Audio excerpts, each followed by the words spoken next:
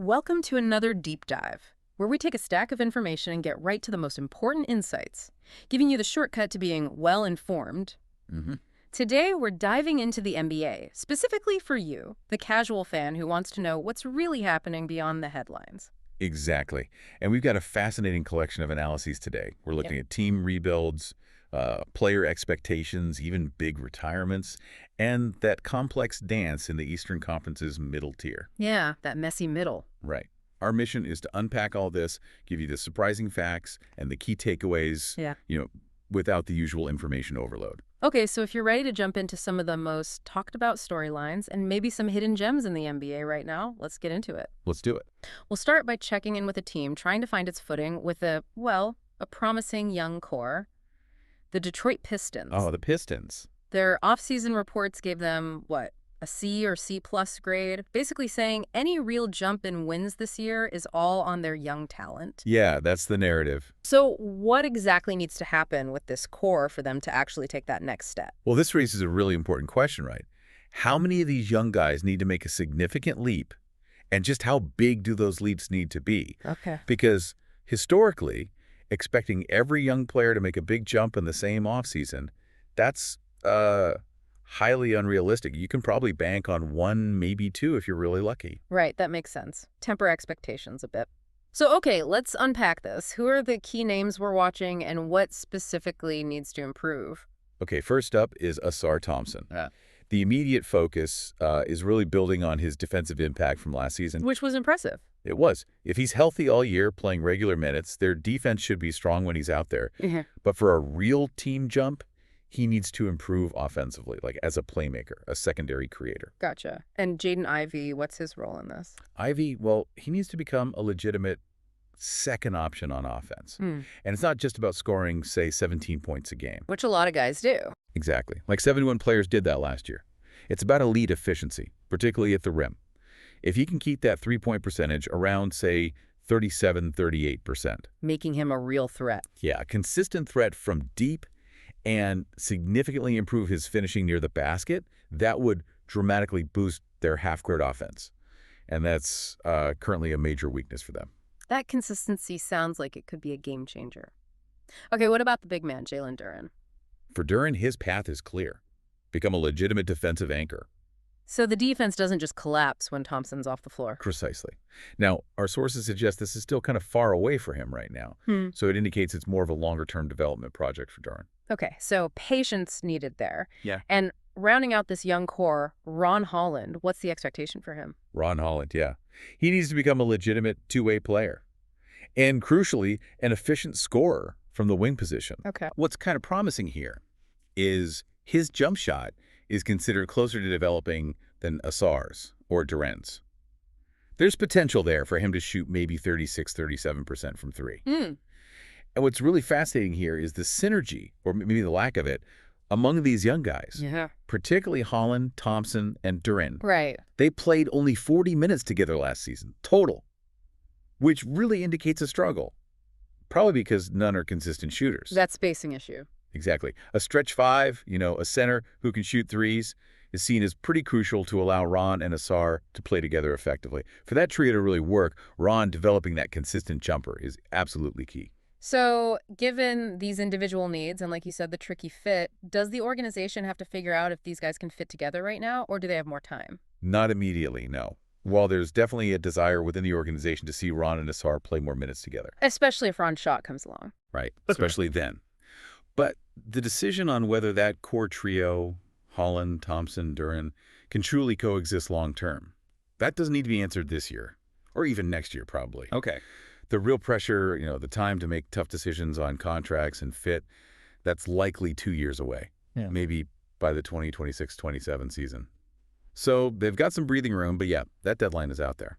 Interesting timeline. And just as a side note, as the Pistons try to climb, are they building any, definitive rivalries right now? One analysis we looked at points towards the Houston Rockets. Ah, the rebuild comparison. Exactly. It's primarily due to that ongoing comparison of their rebuilds, plus the marketability of the Thompson twins Ausar here and in Houston. Right. The Indiana Pacers were maybe a brief rival for a hot second, but that seems to have cooled off, especially with Miles Turner gone and Halliburton injured now. Okay, that makes sense. So moving from a team's collective struggle to an individual player, let's talk about LaMelo Ball. The middle there. There's an ESPN article highlighting his inefficiency last season, and it pointed to one stat that really defined the Hornets season: 35.9% usage rate. Wow.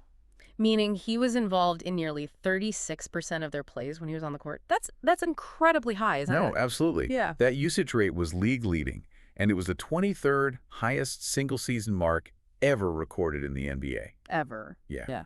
And historically, players with that kind of heavy workload, they're superstars.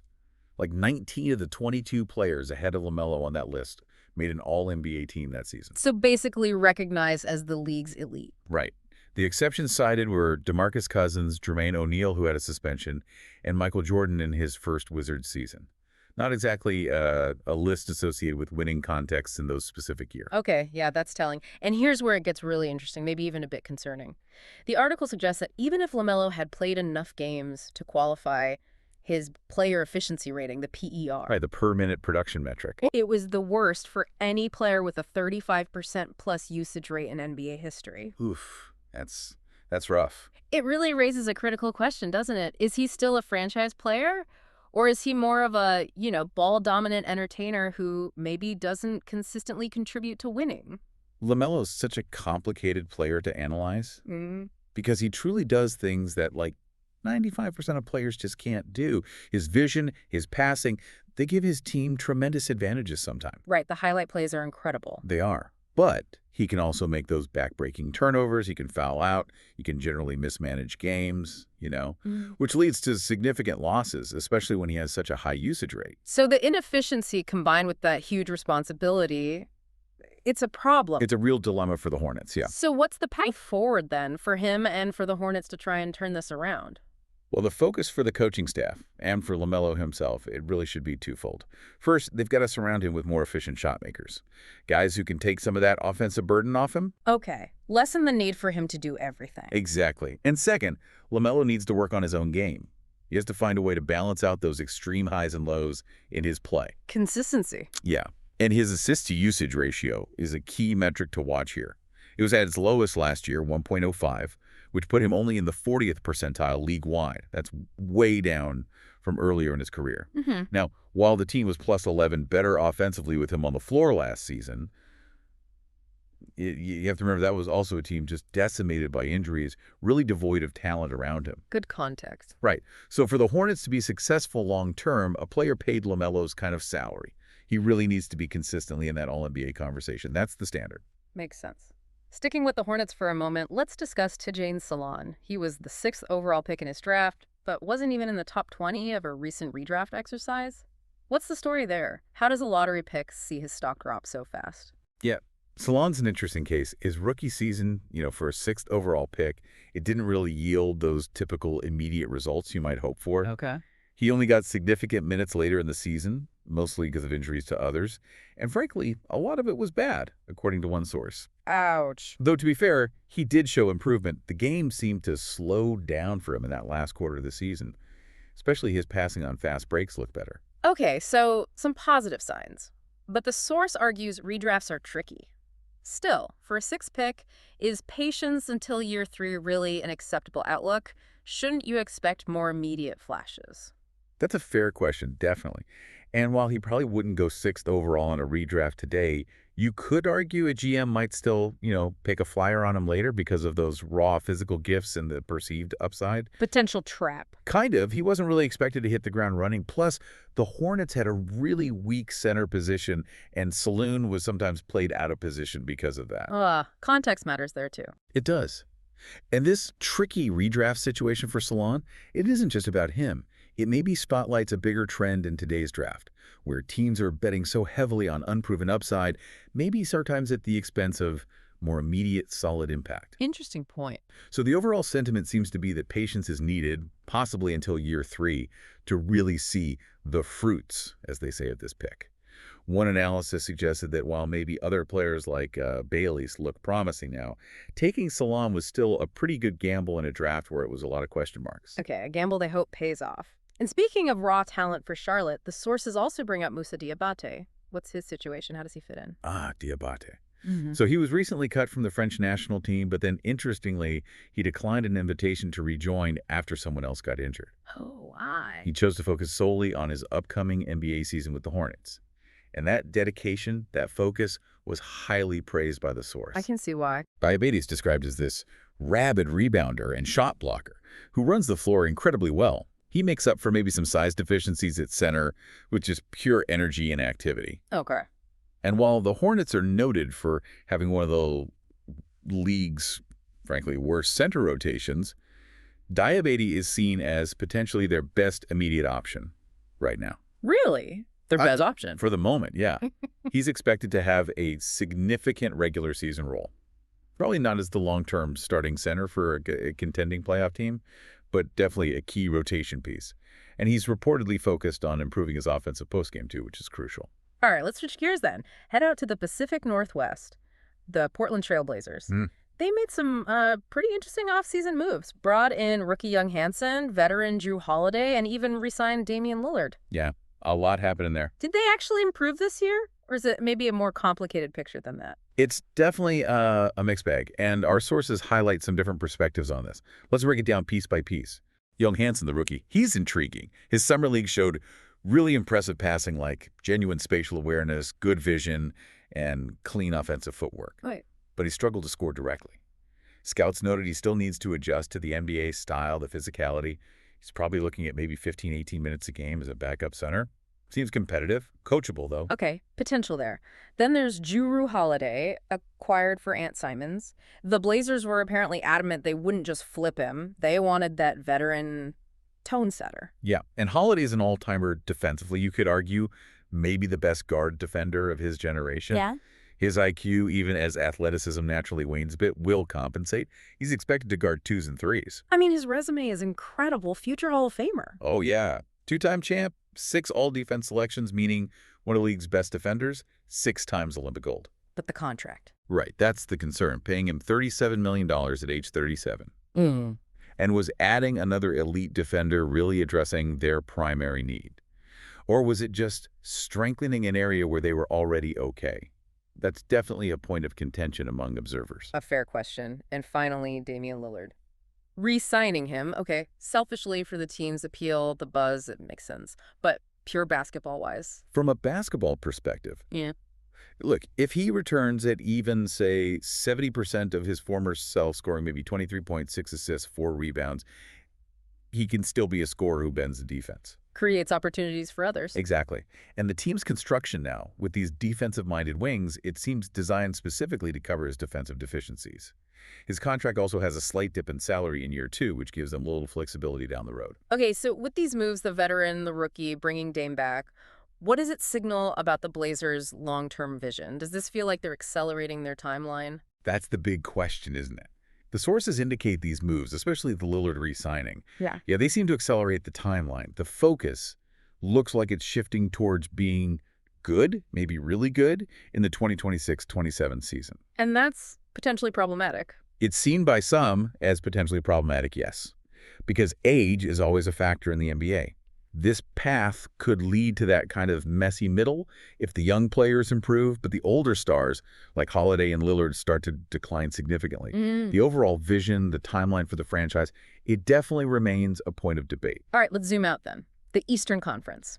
Beyond maybe the top 2 contenders, depends who you ask, maybe Cavs, maybe Knicks, there's this huge messy middle tier, like 8 or 9 teams. Oh, yeah.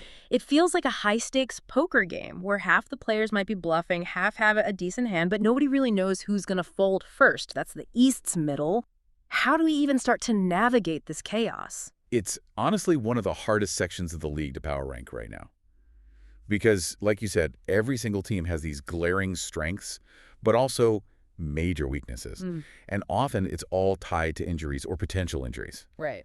Maybe we can break it down by looking at a few different, archetypes within this messy middle. Okay, I like that. Where do we start? All right, first, let's talk about the teams relying heavily on star health and maybe some key new additions to push them up into real contention. The Philadelphia 76ers, ranked 6th by one source. They're a prime example here. On paper, they look good. They really do. You've got an MVP-caliber talent in Joel Embiid, an all-star guard in Tyrese Maxey, then add Jared McCain, And even if Paul George is only, say, 70% of his former self. That's still a pretty good player. It really is. If they stay healthy big and with Embiid, always said they're projected for 40-plus wins. They have strong coaching with Nick Nurse, pretty good depth now. They feel like a strong candidate to break into that top three. And the development of VJ Edgecombe is also seen as pretty crucial, getting him learning winning habits early. Okay, so the Sixers are the potential powerhouse if healthy. What about the Boston Celtics? Ranked 7th by one source, but facing huge adversity. Yeah, the Celtics are in a tough spot, losing Jason Tatum to that Achilles injury, even with a possible March return. That's massive. Plus, trading away Porzingis, Holiday, other contributors. That's a lot to lose. It is. But the remaining roster is still considered pretty strong, mostly due to the underlying talent and, importantly, the coaching and culture they've built.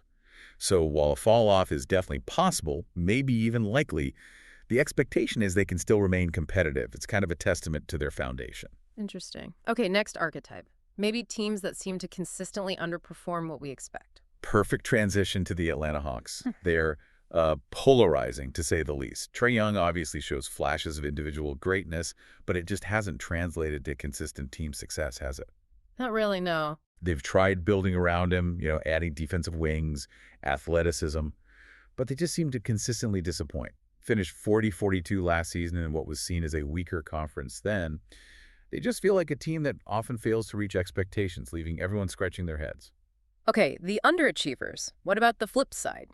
Teams known for maybe punching above their weight, often driven by coaching. Ah, yes. The Miami Heat. Yeah. Ranked 8th by both sources we looked at. They are the absolute quintessential example of this. Even without a clear superstar like they had with Butler. Exactly. They lack that alpha dog now, but they possess 3 guys who are arguably all-star level talents. Tyler Herro, Norman Powell, and Bam Adebayo.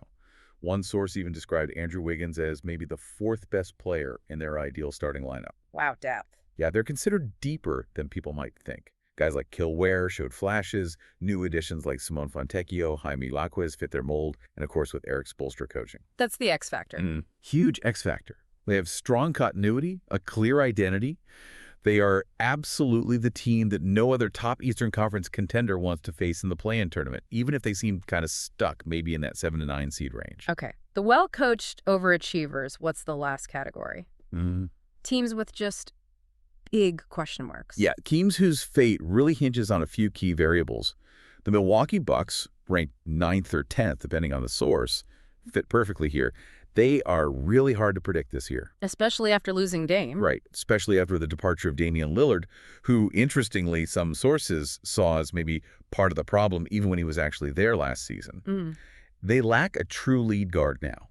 Kevin Porter Jr. is projected as the starter, which one source flat out called a potential headache. But the additions of Cole Anthony, Gary Harris, and Miles Turner poached from the Pacers, those are noted as potentially solid moves.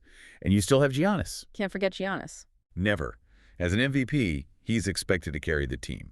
Projected for like 30 points, 12 rebounds, 5 assists, just dominant numbers. Plus, Doc Rivers is seen as a coach who, whatever else you say, can get regular season wins. Okay. But there are concerns. Perimeter play, the defensive fit with Miles Turner compared to Brook Lopez. Lots of questions, but you definitely can't count them out entirely because of Giannis. And the Indiana Pacers, also in this big question mark category, ranked 9th by one source. Definitely. The loss of Miles Turner hurts, and losing Tyrese Halliburton, likely for the whole season, that's just devastating. Huge blow. It is.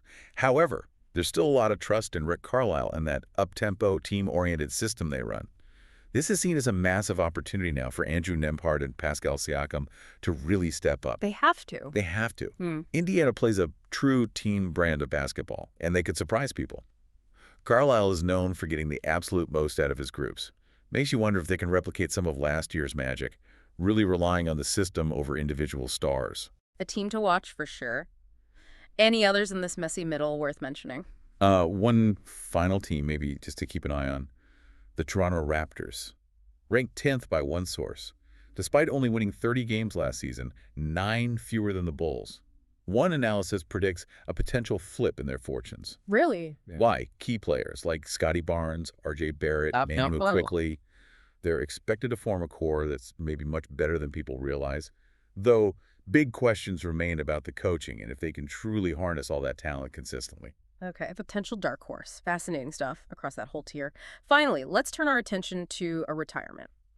John Wall, a player who meant so much to the Washington, D.C. community. His departure wasn't really on his terms, but his impact is undeniable. Yeah, Wall's retirement is a really significant moment, especially for DC sports fans. Yeah. He's widely regarded as one of the most influential athletes in that city's sports history, right up there with, like, Alex Ovechkin for the Capitals. High praise. It is. As the #1 overall pick back in 2010, he truly transcended basketball in the area for a while. He got people excited about the Wizards, into the sport, and he really embraced the city's culture, its love, his volunteer work, his community ties.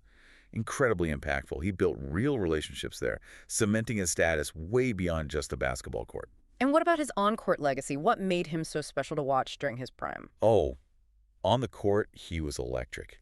He led the Wizards to their first playoff appearance in years back in 2013-14, and the atmosphere in that arena, it was incredible. I remember. He was known for those iconic plays, right? The dazzling 300-guard 60 layups, the unbelievable no-look passes.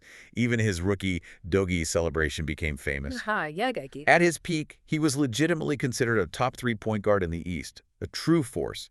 He made All-NBA third team in 2017, led the Wizards just one game shy of the Eastern Conference Finals. That was their closest run since way back in 1979. He brought real excitement, real hope to that franchise. But his career also had those really tough challenges. The injuries, especially, just seemed to derail what could have been an even more legendary career. Yeah, absolutely. And the toll wasn't just physical. Wall faced immense mental health struggles because of those devastating injuries. He even spoke about contemplating suicide at one point, feeling like he'd lost his purpose when basketball was suddenly taken away from him. That's incredibly tough. It really is. And his eventual departure from D.C., it was really emotional for the fans. It felt fueled by just terrible injury luck, but also what many saw as, frankly, terrible management. Unable to build a real championship contender around him during his prime years. Right. Despite being paid that max contract, he just couldn't get a healthy run of games when it mattered most. One source even speculated, maybe wishfully, that if Kevin Durant had actually joined the Wizards back in 2016... The hometown hero narrative. Yeah, that Wizards team, with a healthy Wall, could potentially have won a championship. We'll never know, but it's interesting to think about. For sure. So what's next for John Wall now? Mm-hmm. And how should the Wizards honor someone who clearly meant so much to the city and the franchise? Well, he's set to join Amazon Prime as an analyst, which seems like a fantastic next step. He's articulate. He's obviously deeply connected to the game. It feels like a great fit. Good for him. As for honoring him, there's some debate about whether his #2 jersey should be officially retired. The Wizards have only retired 5 jerseys in their entire history, so it's a high bar. Okay. However, there's a really strong sentiment that his number should at least be, unwrittenly retired, and that he absolutely deserves significant immortalization, somehow maybe a Ring of Fame induction, a special ceremony. Given his huge impact as one of the best players in franchise history and that profound influence he had on the DC sports landscape, he's definitely earned a lasting place in the hearts of Wizards fans. Well said. And that's our deep dive for today. Wow, from the intricate dance of team rebuilds in Detroit to the individual struggles and triumphs of stars like LaMelo, the confusing middle of the East, and the lasting legacy of a franchise icon like John Wall. We've certainly covered a lot of ground. We definitely did. We hope you found some new perspectives, maybe some surprising nuggets of information to add to your well-informed status. And remember, really understanding the why behind the what in sports helps you see that bigger picture. We'd encourage you to keep mulling over these topics. Maybe ask yourself, which of those teams stuck in the East's messy middle are you betting on to truly surprise everyone this season, and why? Great question to ponder. Thank you so much for joining us on this deep dive. If you enjoy this conversation and want more insights like these, be sure to like and subscribe for more.